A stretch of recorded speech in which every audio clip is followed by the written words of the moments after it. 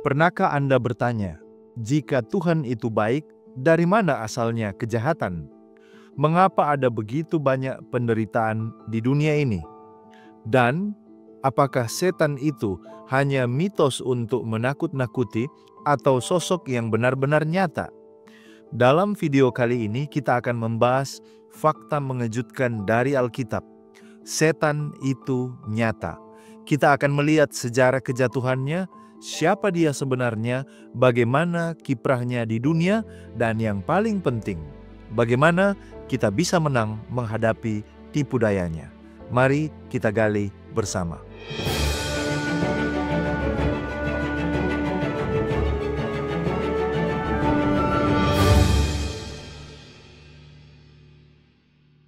Dunia penuh kejahatan, perang, kebencian, tipu daya, dan penderitaan. Tapi tahukah Anda bahwa semua itu berakar dari satu sumber utama? Alkitab mengungkapkan bahwa sumber kejahatan ini adalah makhluk yang dulu mulia tetapi jatuh karena kesombongan. Namanya adalah Lucifer, yang kemudian dikenal sebagai setan atau iblis. Mari kita telusuri bersama sejarah kejatuhan setan, siapa dia dan bagaimana kiprahnya di dunia, bagaimana akhir kisahnya menurut Alkitab. Siapa setan dan bagaimana ia jatuh? Kata Lucifer berasal dari bahasa Latin, bukan dari bahasa asli Alkitab, Ibrani atau Yunani. Kata ini pertama kali muncul dalam Vulgata, yaitu terjemahan Alkitab ke dalam bahasa Latin oleh Hieronymus atau dikenal dengan nama Saint Jerome pada abad keempat. Dalam Yesaya 14 ayat 12, naskah Ibrani menggunakan kata Helel ben Shakhar yang secara harfiah berarti bintang fajar, anak fajar, atau yang bersinar, putra pagi. Dalam terjemahan Latin Vulgata, Hieronymus menerjemahkan kata ini menjadi Lucifer, yang dalam bahasa Latin berarti pembawa terang atau bintang fajar. Lux yang artinya cahaya, Vere artinya membawa. Mengapa tidak ada di dalam manuskrip asli? Nah, dalam manuskrip asli, baik Ibrani Perjanjian Lama maupun Yunani Perjanjian Baru, tidak pernah ada kata Lucifer. Itu adalah istilah hasil penerjemahan ke dalam bahasa Latin. Kata Lucifer pada mulanya tidak merujuk pada makhluk jahat. Itu hanya sebuah istilah puitis untuk bintang fajar, biasanya planet Venus yang tampak paling terang menjelang pagi.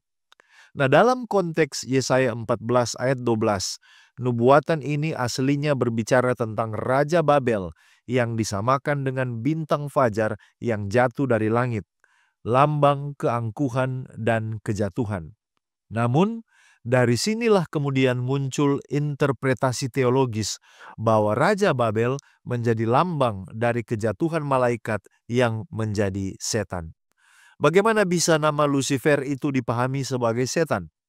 Para teolog Kristen di abad-abad awal mulai menafsirkan Yesaya 14 ayat 12 secara alegoris, sebagai gambaran kejatuhan malaikat sombong yang memberontak kepada Allah. Penafsiran ini kemudian diperkuat oleh hubungan dengan ayat-ayat lain. Contohnya, Yeskiel 28 ayat 12-17, yaitu gambaran Raja Tirus. Tetapi secara rohani diartikan tentang kejatuhan makhluk yang sempurna dan indah di Taman Eden. Kemudian ada Lukas 10 ayat 18. Yesus berkata, "Aku melihat iblis jatuh seperti kilat dari langit." Seiring waktu, nama Lucifer menjadi sinonim dalam tradisi Kristen untuk menyebut setan sebelum dia jatuh. Meskipun Alkitab sendiri tidak pernah menyebut nama malaikat yang jatuh sebagai Lucifer. Jadi Lucifer itu adalah makhluk ciptaan Tuhan yang sempurna sesungguhnya. Dalam Yesaya 14 ayat 12-15 dan Yeskiel 28 ayat 12-17 digambarkan bahwa Lucifer adalah kerub yang diurapi, penuh hikmat, sempurna dalam kecantikannya. Tetapi kesombongan merusak hatinya. Dia ingin menyamai Tuhan, Yesaya 14 ayat 14, dan dia menginginkan takhta Allah. Mari kita bicara tentang kejatuhannya. Pemberontakan ini berujung pada kejatuhannya.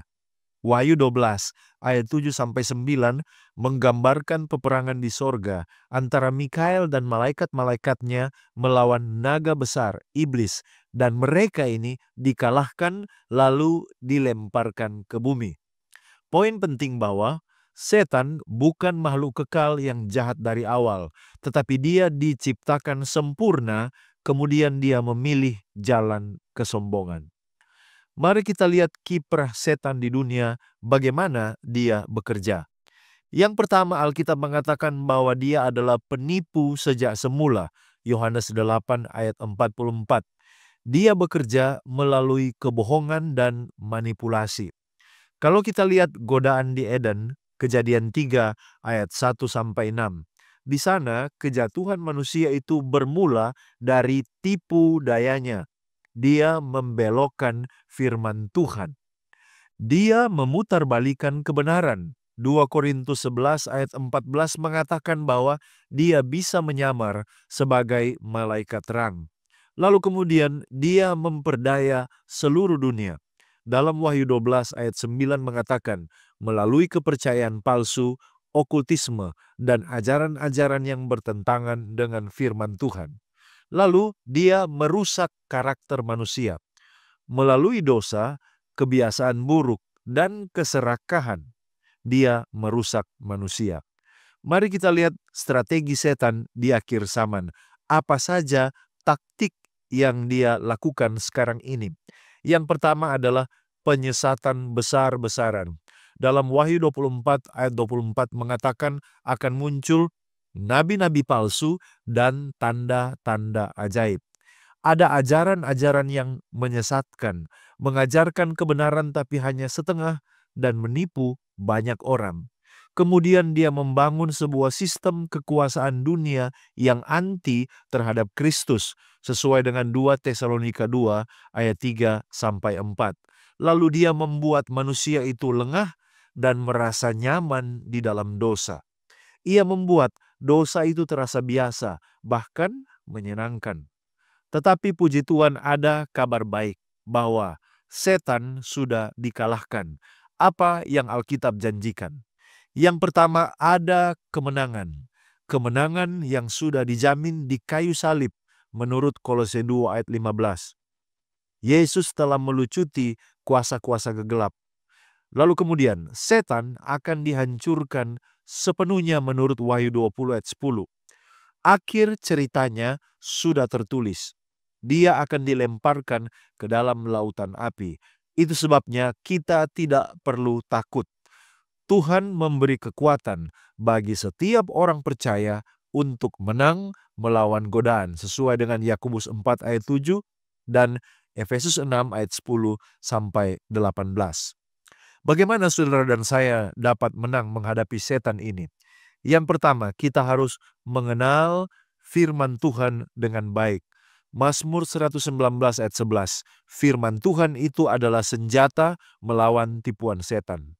Yang kedua, berdoa setiap hari. Komunikasi dengan Tuhan memperkuat roh kita. Yang ketiga, hidup dalam ketaatan dan kerendahan hati. Kebalikan dari kesombongan yang membuat Lucifer jatuh adalah hidup dengan rendah hati.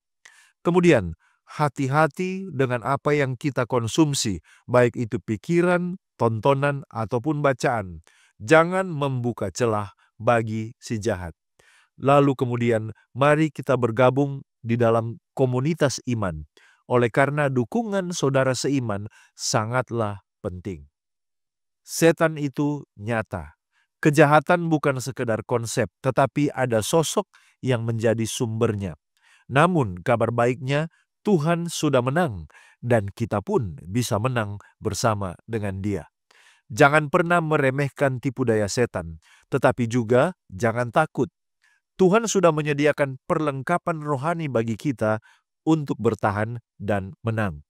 Mari, mulai hari ini, ambil keputusan untuk hidup lebih dekat kepada Tuhan, lebih mengenal firman-Nya, dan melawan kejahatan dengan kebaikan. Karena pada akhirnya terang akan menang atas kegelapan, dan Tuhan memanggil kita untuk menjadi bagian dari kemenangan besar itu. Setan itu nyata, tapi Yesus jauh lebih besar. Sekian dari saya, mari kita menggali firman Tuhan untuk memperluas wawasan dan mengharapkan terjadi pertumbuhan kerohanian.